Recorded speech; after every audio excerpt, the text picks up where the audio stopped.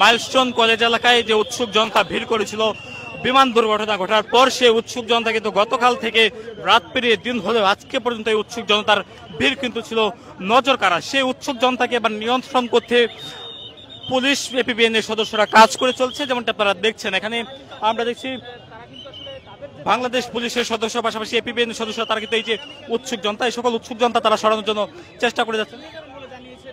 আপনারা দেখছেন এই মুহূর্তে আমরা দেখছি আইন শৃঙ্খলা বাহিনীর সদস্যরা তারা কিন্তু কঠোর অবস্থান নিয়ে রেখেছেন এই যে এলাকাটি।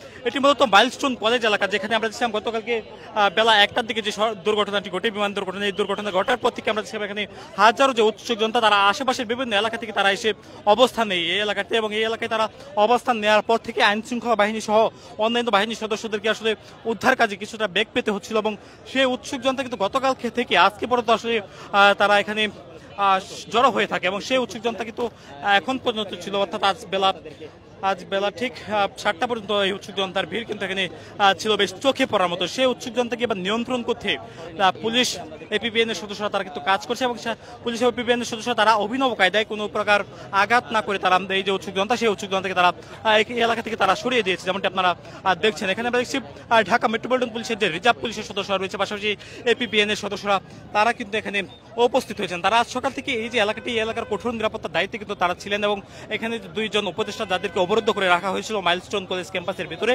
তারপর থেকে এই এলাকা কিন্তু উত্তপ্ত হয়ে ওঠে, মুহূর্তে মুহূর্তে কিন্তু উত্তপ্ত হচ্ছিল শিক্ষার্থীদের স্লোগানে। একদিকে শিক্ষার্থীদের স্লোগান চলছিল, অপরদিকে আমরা দেখছিলাম আইন শৃঙ্খলা বাহিনী তারা কঠোর অবস্থায় নিয়েছিল। আমরা দেখছিলাম শিক্ষার্থীদের ভেতর থেকে আসলে কয়েকজন আমরা দেখছিলাম এখানে আইন শৃঙ্খলা বাহিনীর সদস্যদের উপর কিন্তু চড়াও হতে দেখা গিয়েছিল। সেই চিত্র কিন্তু আসলে এখানে আমরা দেখছিলাম আজ সকাল থেকে কিন্তু ফুটে উঠছিল, এবং আমরা ইতিমধ্যে আমরা যেমনটি দেখছি এখানে আইন শৃঙ্খলা বাহিনীর যে সদস্যরা তারা কিন্তু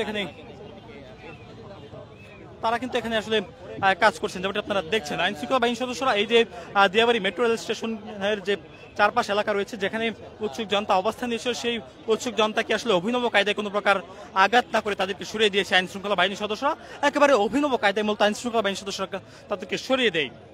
যে চিত্রটি আপনারা দেখছেন এই মুহূর্তে এই এলাকা থেকে, আপনারা জানেন যে বিমানটি উদ্ধারের পরপরই যে দুর্ঘটনাটি ঘটেছিল, সেই দুর্ঘটনা ঘটার পরপরই এই এলাকা জুড়ে আতঙ্ক ছড়িয়ে পড়ে মানুষজনের মধ্যে উৎকণ্ঠা দেখা যায়।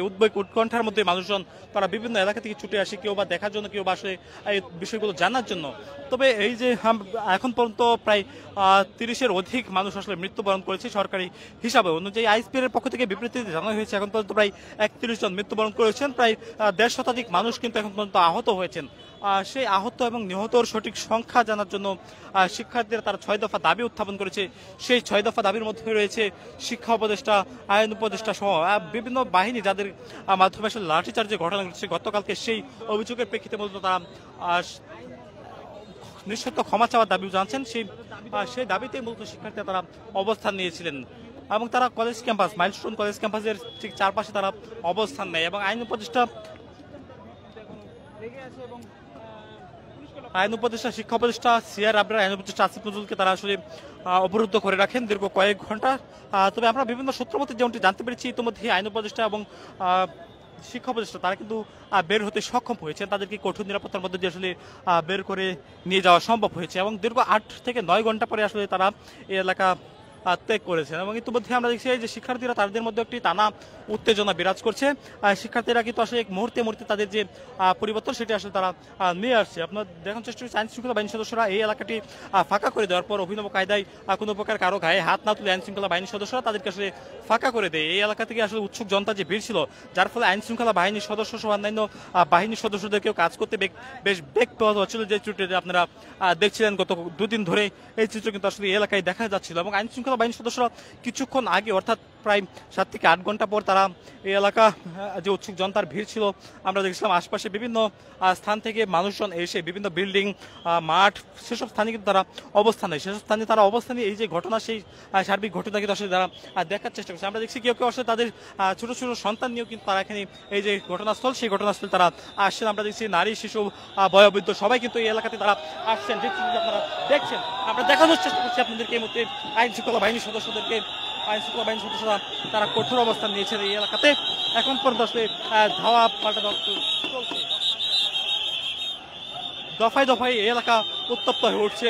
আইন শৃঙ্খলা বাহিনীর সদস্য তারা এলাকাতে কঠোর অবস্থান নিয়ে রেখেছেন, যেন কোনো প্রকার অবস্থানকারী এখানে না থাকে সেটি আসলে এখানে ফুটে উঠছে। যেমনটি আপনারা দেখছেন এখানে আইন শৃঙ্খলা বাহিনীর ঊর্ধ্বতন কর্মকর্তা তারা এখানে উপস্থিত হয়েছে এবং তারা পুলিশ সদস্যকে আসলে সার্বিক বিষয়দের উপরে তারা আসলে তথ্যাদি প্রেরণ করছেন।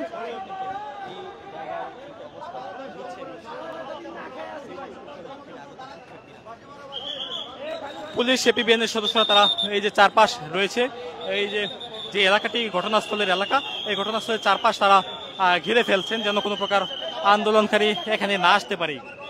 অর্থাৎ যে কঠোর নিরাপত্তার যে বিষয়টি রয়েছে, কঠোর নিরাপত্তা কিন্তু ইতিমধ্যে আসলে জোরদার করা হচ্ছে। আমরা দেখছি এখানে আইন শৃঙ্খলা বাহিনীর সদস্যরা কারো গায়ে হাত না তুলে তারা অভিনব কায়দায় আন্দোলনকারীদের তারা সরিয়ে দিয়েছেন, বা এখানে যারা অবস্থান নিয়েছেন তাদের উৎসুক জনতা তাদেরকে তারা সরিয়ে দিতে সক্ষম হয়েছে। আমরা দেখছি এখানে ঢাকা মেট্রোপলিটন পুলিশের সদস্য, পাশাপাশি এপিবিএন এর সদস্যরা তারাও কিন্তু এখানে কাজ করছেন। একেবারে এই যে এলাকাটি, এখানে হাজারো উৎসুক জনতা তারা উৎসুক জনতা অবস্থান নেওয়ার ফলে এই এলাকাটিতে আইন শৃঙ্খলা বাহিনীর সদস্যদেরকে কাজ করতে বেগ পথে হচ্ছিল। দুইজন উপদেষ্টা এসেছিলেন আজকে পরিদর্শনে, তাদেরকেও বেশ বেগ পথ হয়, তাদেরকে অবরুদ্ধ করে রাখা হয় দীর্ঘ কয়েক ঘন্টা।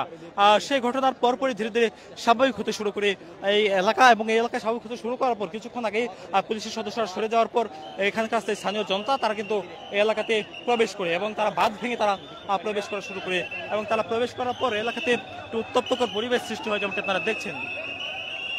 আইন শৃঙ্খলা বাহিনীর সদস্যরা এখন আসলে এখানে রয়ে গিয়েছেন। আইন শৃঙ্খলা বাহিনীর সদস্যরা ধীরে ধীরে এগিয়ে চলছেন। পুরো এলাকা উত্তপ্ত হয়ে উঠেছে, উত্তপ্ত অবস্থা বিরাজ করছে। সামনে কিন্তু দেখা যাচ্ছে বিজিবি এবং কঠোর অবস্থান, পাশে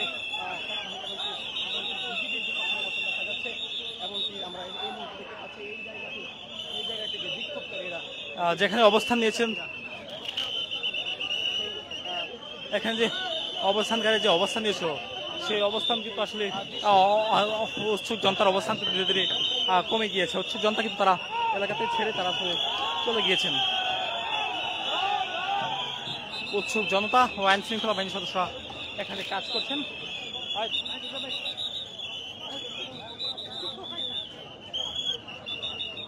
উৎসুক জনতাকে সরাতে সক্ষম হয়েছে আইন শৃঙ্খলা বাহিনীর সদস্যরা। এখানে দেখছি আমরা পুলিশের যে বিশেষায়িত টিম রয়েছে তারাও কিন্তু এখানে অবস্থান নিয়েছে। একেবারে পুরো এলাকা ঘিরে রাখা হয়েছে, যেন কোনো প্রকার আইন শৃঙ্খলার অবনতি না হয় সেই চিত্রটি আপনারা দেখছেন। ইতিমধ্যে এই এলাকাতে